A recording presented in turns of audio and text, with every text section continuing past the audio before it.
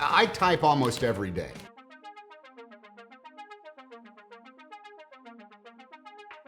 Number 30, hanging up. Good night, Richard. Oh, this isn't rich.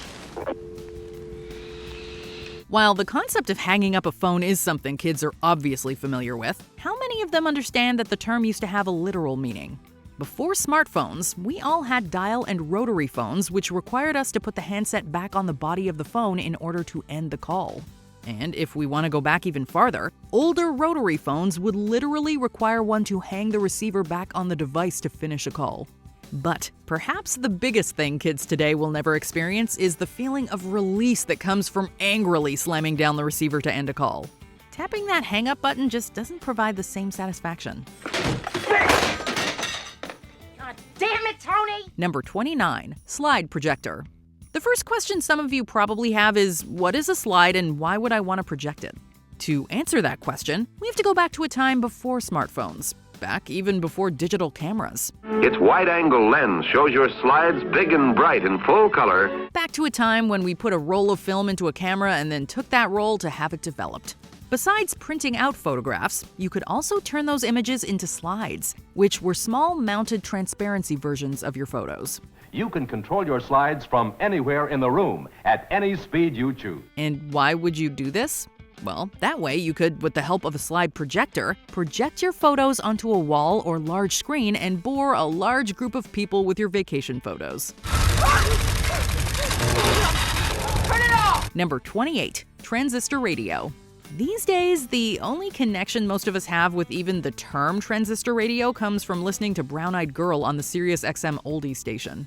Invented in the 1950s, transistor radios were revolutionary because they switched from the old vacuum tube technology.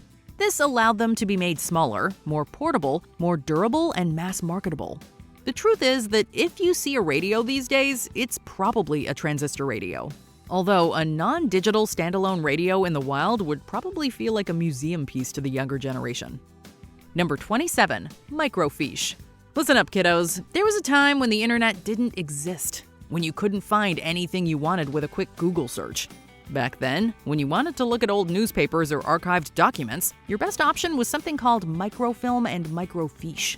Often found at libraries, these teeny tiny scaled-down document reproductions were viewable using a special projector or microfiche reader. He's no dummy, that's big bucks. And as 90s movie fans will tell you, microfilm played a key role in helping people solve various mysteries in films from that era. Number 26, Sanitary belt. Okay, so this one isn't just something kids won't recognize, but there are going to be plenty of adults confused by this thing too. In fact, unless you're a woman who came of age prior to the 1980s, sanitary belts were probably never a part of your life experience. And you should probably be very happy about that. You see, sanitary belts were what women used before tampons and pads came into being.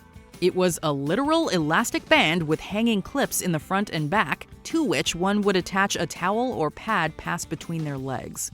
You can figure out the rest. Number 25, payphones. While mobile phones have pretty much taken over our lives, every now and then we still see someone with a landline. But seeing an actual payphone in the wild? Now that must be a truly shocking experience for the younger generation.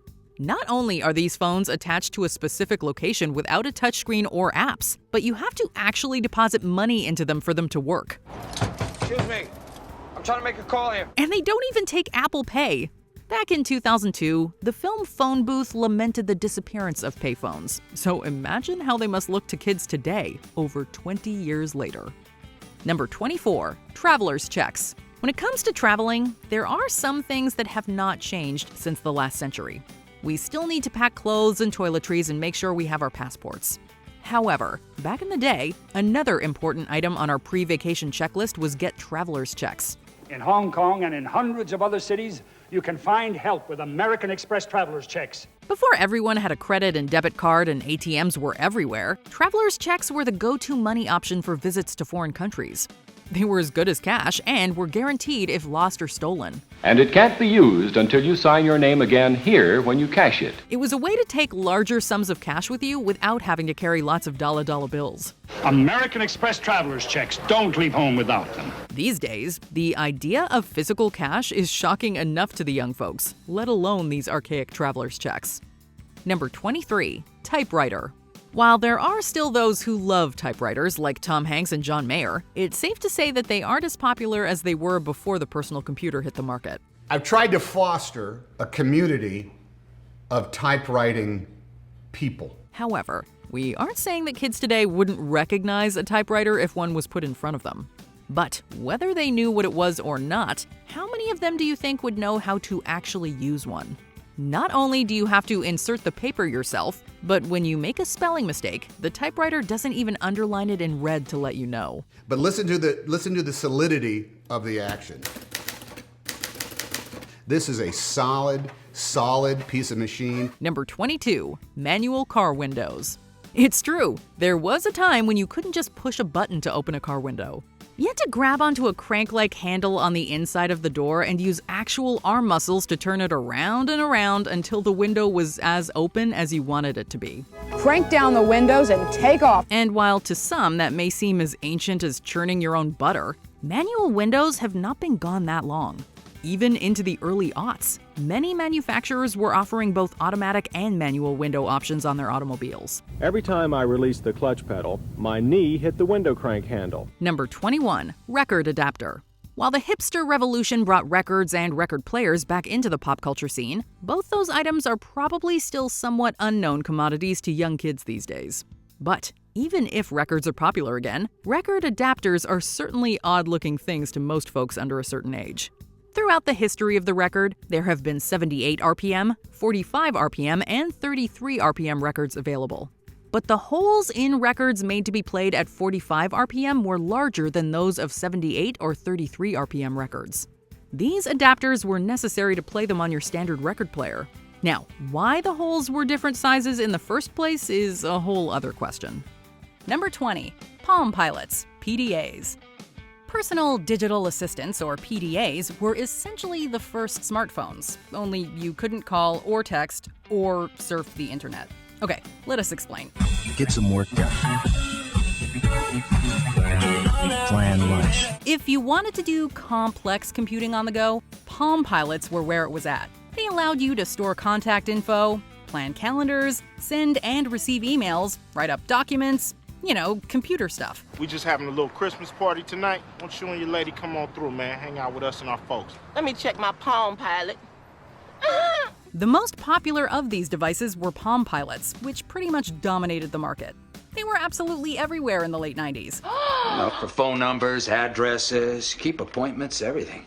Wow. It's got an alarm that beeps. But with the advent of smartphones, PDAs generally fell by the wayside. And even their attempts at smartphone versions couldn't compete with the likes of iPhones or Androids.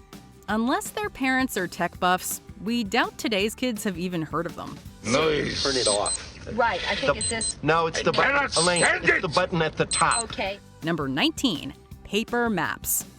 Yes, kids can probably tell what a map is, but hear us out. The ubiquity of apps like Apple Maps, Google Maps, and MapQuest has made paper maps nearly obsolete. If there's a place you gotta go, I'm the one you need to know. I'm the map.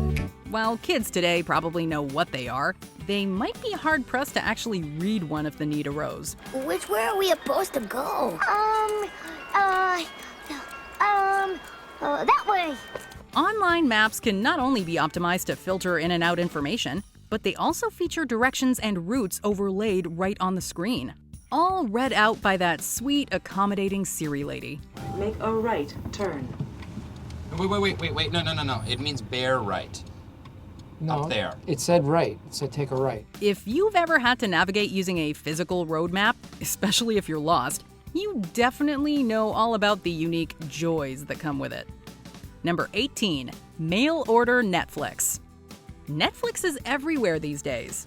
It's one of the biggest streaming services on the planet. They just put all of Smallville on Netflix. But Abby, promise me you'll watch from the beginning, okay? It really builds. But what many children today may not know is that Netflix began as a DVD delivery service.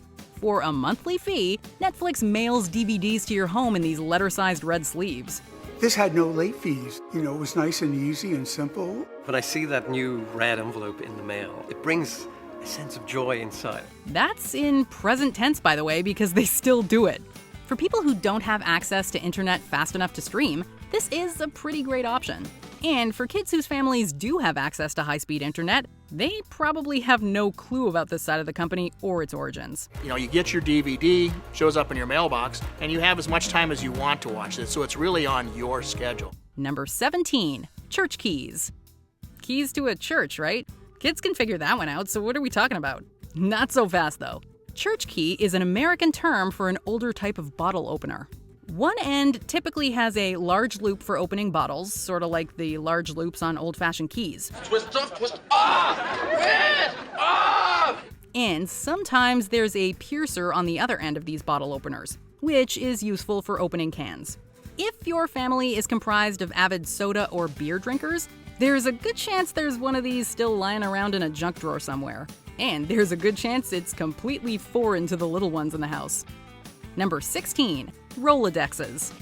Personal organizers are still around, sorta. Hey Siri, show me my life goals list. I found 10 reminders. While kids typically use school agendas, most adults keep organized with their favorite handheld device. Rolodexes, on the other hand, have largely spun out of use. It was a spinning card organizer that held business cards or other contact info that you could flip through to easily find the contact you needed. I know, I'm really running out of excuses with this guy. I need some kind of excuse Rolodex. It was sort of like a phone book, but with a lot more pizzazz. At least it was until digital organizers took over. You might come across one of these organizers in the odd workplace, but for the most part, the term Rolodex just isn't something kids need in their Rolodex. Number 15, test pattern. Test patterns, or test cards, were signals broadcast on television where the transmitter was active but there was no footage airing. They might sometimes have been used if something needed calibration or general repairing. Always use fresh macaroni. If the box rattles, throw it away. In most cases, these were brightly colored and usually accompanied by a sine wave tone. If you're sitting there thinking, I'm not sure what a sine wave tone is, trust us, you do. These days, with the ever-evolving advances in technology, test patterns aren't broadcast as frequently. The Videodrome signal, the one that does the damage, it can be delivered under a test pattern, anything. TVs don't require troubleshooting as often, and airtime is more likely to be filled 24/7. While today's kids might recognize the display of a test pattern as meaning something is wrong, they won't ever hold our trauma for that seemingly endless radio tone. What this thing needs is what we call a Brogan adjustment. What's that? You know how? Yep.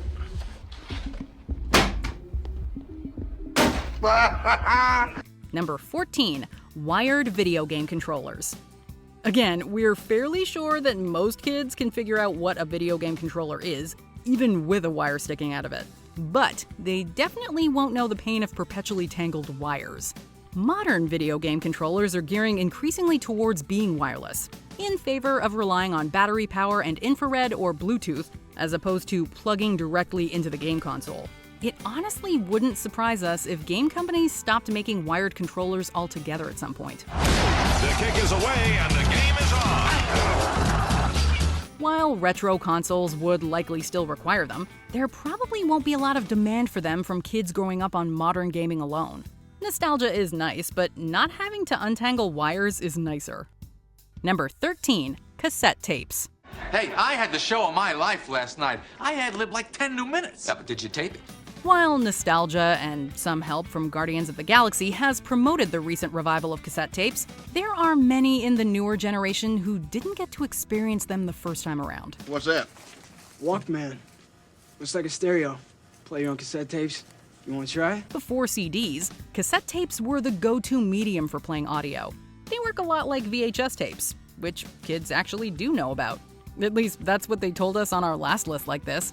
Cassette tapes play music and other recordings in a cassette player, and then need to be rewound, physically, to be played again. $3.49, it says $1.49. Well, you didn't rewind it. There's a $2 charge for not rewinding. There's no signs here. This is an outrage. While they've largely been replaced by the modern smartphone, there's still something special about a classic mixtape.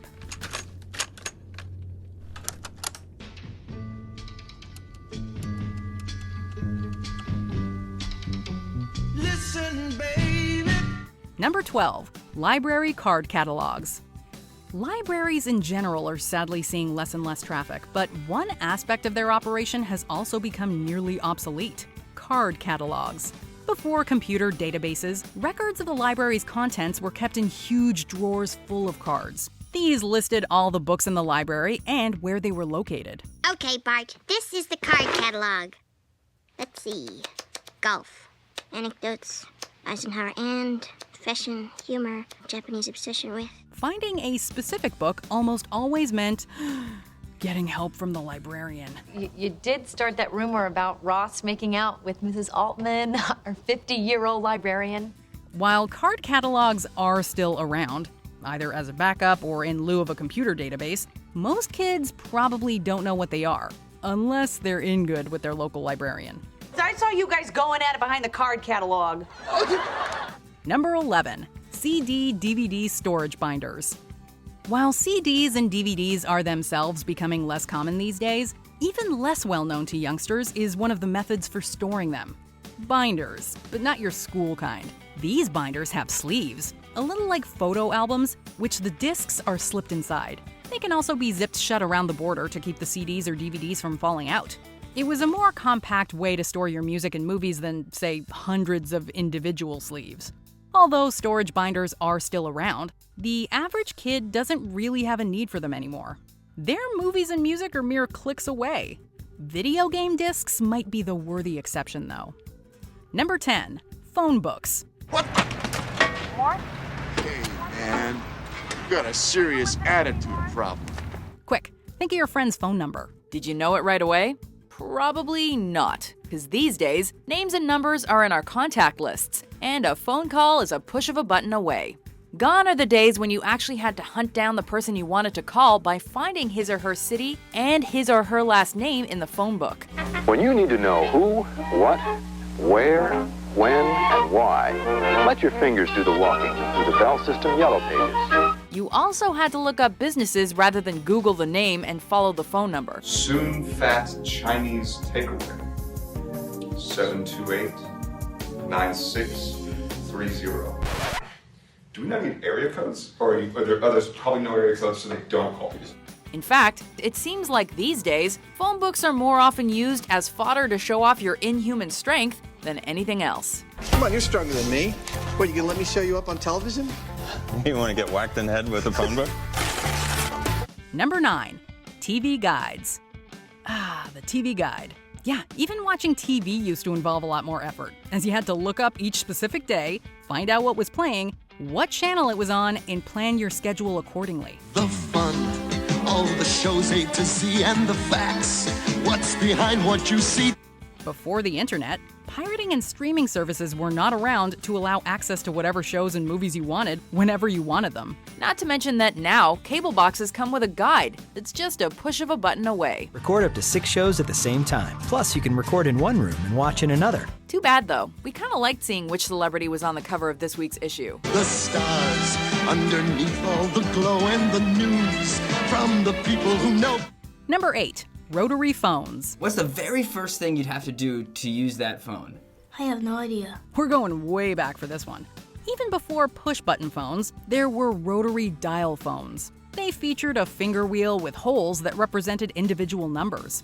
To input a number, you would put your finger in the corresponding hole and rotate the dial, which would then spring back to its starting point. For convenience in dialing, the letters go around the dial in alphabetical order, and the numbers are in numerical order.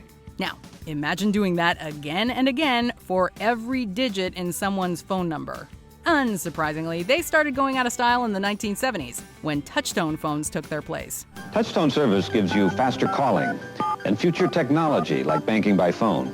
While there's something tactile and satisfying about spinning that dial, it is definitely time-consuming and a lot less convenient. There was a rotor, and you had to turn and go. You actually hated people with zeros in their numbers. Number 7, Encyclopedias. Kids today may wonder what that row of identical Bible-sized books titled Britannica are doing on their grandparents' shelves. For those of us who didn't grow up with the internet, we know all too well. Well, what else you got in there? Let's see, where does the Pope live? In the woods. No, wait, that's the joke answer. Before the internet, books were the best and only standardized form of information we had. While many of us today use Wikipedia, the website is the humble descendant of encyclopedias far and wide.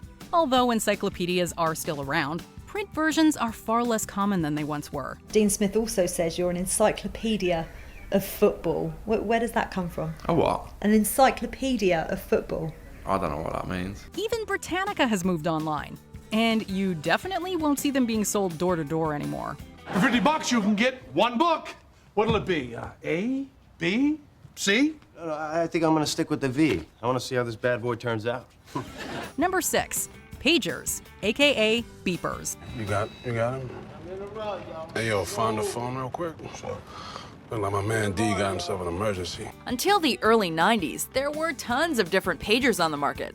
But once cheap and reliable cell phones came along, these wireless telecommunication devices all went the way of the dinosaurs. You can switch off, pager.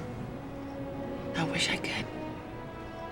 I've been waiting for a phone call for 7 years. Which, funnily enough, is what you'll be called if you still use one.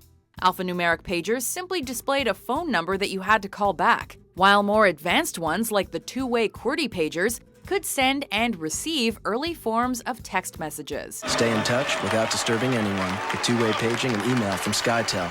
Number 5, portable audio players, Walkman and Discman. Sony introduces the only cassette player as small as a cassette case. The incredible sounding Super Walkman. Walking down the street with one of these bad boys brought an instant feeling of cool. Looking back, well, hindsight is 20/20.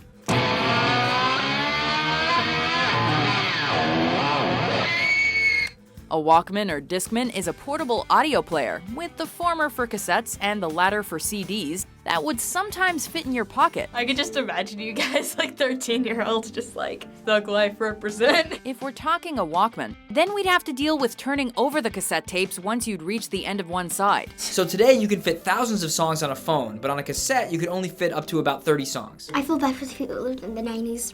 I really do. When it comes to a Discman, it would seem that it always started skipping at the most inopportune times because, well, they sucked. In reality, these portable music players were usually bulky and inconvenient. And there was no shuffle on a cassette, so you better have made a really good mixtape.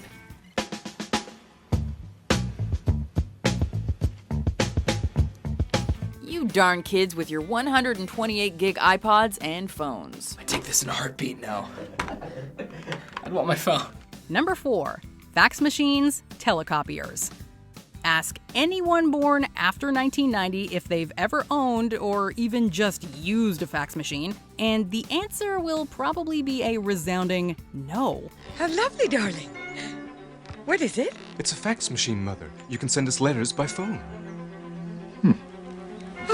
Faxes, short for facsimiles, and sometimes referred to as telecopying or telefax, are images transmitted through a phone line and then printed out. Prior to the rise of email, fax machines were the fastest way of transmitting printed information over long distances. Although fax machines still see some use in the business world, to a lot of kids today, they probably just look like a printer with a phone mysteriously attached. Boyle, why don't you show Donger what a fax machine is? Okay, imagine a letter had unprotected sex with a phone. Number 3, developing photographic film. Even today, there's a lot of people who love shooting on film. Wait a minute, isn't this thing even on? But digital cameras definitely dominate the market. But first, let me take a selfie. For some kids, used to pointing and shooting and sharing their photos straight away, it must seem bizarre that back in the day you'd have to choose your shots carefully to avoid wasting film and then wait for them to be developed.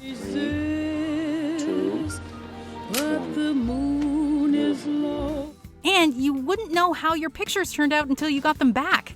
Only then would you realize that the flash or some other setting had ruined half your masterpieces. 4 full-power flashes in one tiny cube. Number 2, dial-up internet access. Now that I've gotten on the internet, I'd rather be on my computer than doing just about anything. It's really cool. Isn't it amazing that you can watch this video in HD without having to suffer through buffering or having to make a sandwich while it loaded? Yep, this was absolutely not possible in the 1990s.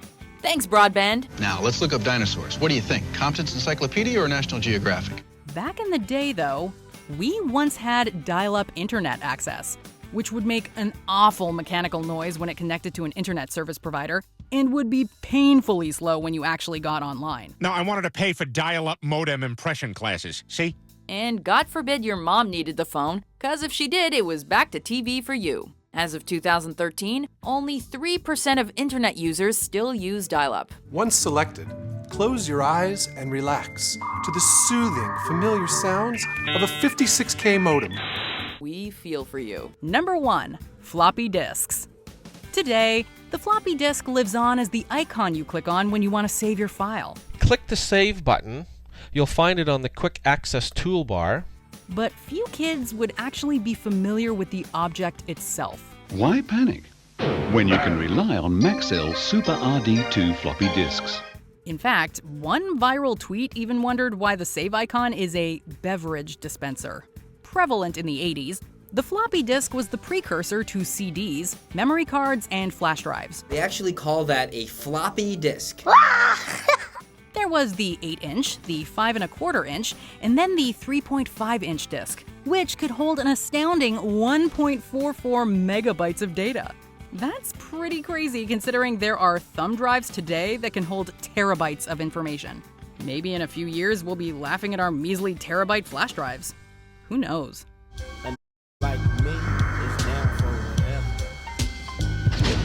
Do you still come across any of these kid-confusing items these days? Let us know in the comments below. There's I Love Lucy, The Lucy Show. Here's Lucy. Did you enjoy this video? Check out these other clips from WatchMojo, and be sure to subscribe and ring the bell to be notified about our latest videos.